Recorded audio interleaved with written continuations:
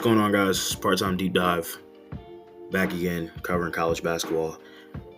Today, we have last Saturday's matchup at the time of this recording. Tennessee versus Florida. Tennessee, who had walked into this game ranked 21 in the nation. Florida, who was unranked. Obviously, they had a bit of a rough non-con. Lost quite a few big games and lost their top 25 ranking. But they really showed out. And by they, I mean Florida winning this game 91-67 in a game that wasn't all that close in the second half. And I'm going to be breaking down why. Looking at just the game stats alone, Florida out-rebounded Tennessee by 11, beat them in offensive rebounds by 6, which isn't really surprising considering the front court that Florida has. But a lot of these rebounds came from lack of effort, lack of attention to details. On top of that, the offensive rebounds and just the rebounding that Florida was able to get, it led to them taking 15 more shots than Tennessee did. And in a 20-point blowout or even in a close game, at any point, shooting that many less shots than your opponent, things aren't going to be looking good for you.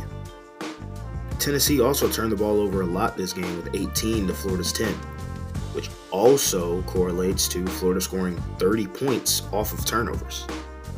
Tennessee was also doubled in fast break points and also doubled in leftovers. Now time for the tape. These first two clips I'm going to show you aren't exactly scheme issues, more like guys being out of place. You saw there Bishop Boswell getting blown up the ball, Jacoby Gillespie helps too hard, and it's an open three. And in this one right here, Felix Okpara doesn't help lick in screen coverage. But this one here was schematics. For some reason, Tennessee wanted to switch every screen they saw off this inbound play, which led to a ton of mismatches.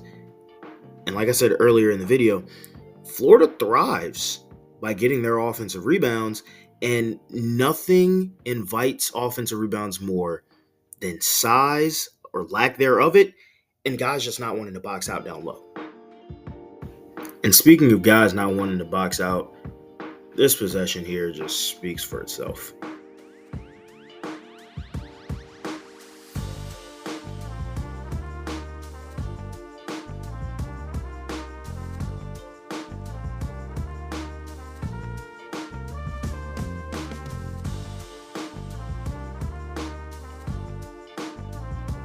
This right here was the last defensive effort play that I had a problem with. This one, not schematics, just Felix Okpara not closing out hard enough on a 36% three-point shooter. Sorry, I lied. Here's another bad effort defensive play from Tennessee. The hook shot goes in, but for some reason Nate Amen's on the floor and we don't communicate. Boogie Flame's able to drive past half court and find an open man. I want to talk about another reason why I think Tennessee lost this game. They got punked through a lot of it. Watch Nate Amen come off this curl, not expecting anybody to defend him for real. And there's Thomas Houck in the cookie jar. That lack of physicality was shown across the entire team. Watch Thomas Houck just rip the ball from Dwayne Brown.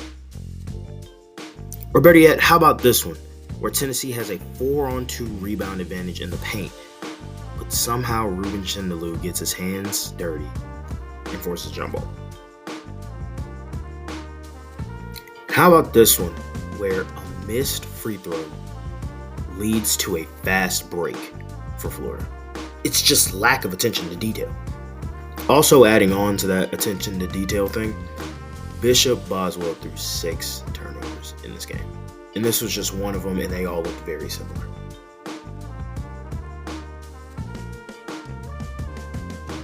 And this here was my least favorite part of the game, watching Tennessee offensively. You see a possession like this, the ball stayed on the perimeter the entire time. And here's another possession where the ball stays on the right side of the floor the entire time and ends in a capable Jacoby Gillespie 3, but not favorable. And for some reason, a lot of Tennessee's front court players decided this was going to be the game that they started shooting low percentage threes. The last possession was Jalen Carey. How about a Felix Okpara trailing three-pointer? Watch this.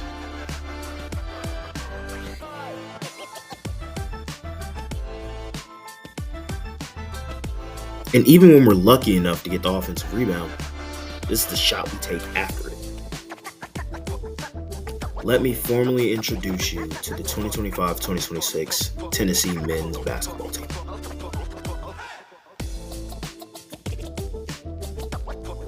But enough negativity. I want to talk about Boogie Fland, who put up 23 points in this game and showed everything that you wanted to see when he first committed.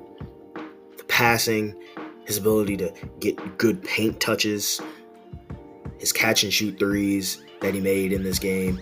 He played with such a relentless effort. Also, he had 4 steals. Who knew Boogie Fland was a ball hawk? Regardless, the idea of Boogie Fland when he first came in was everything that he showed in this game.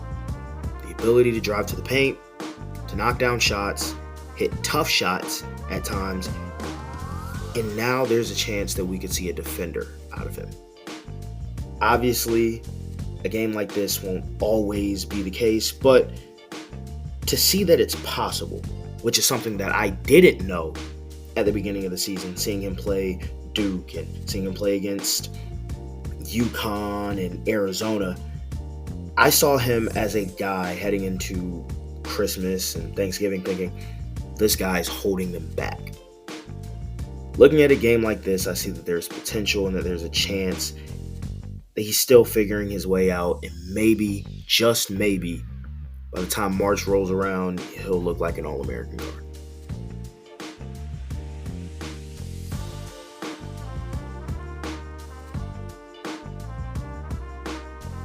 And that's all I got. I hope you guys enjoyed this video. Like it if you did. I'll try to stay more consistent throughout the college basketball season.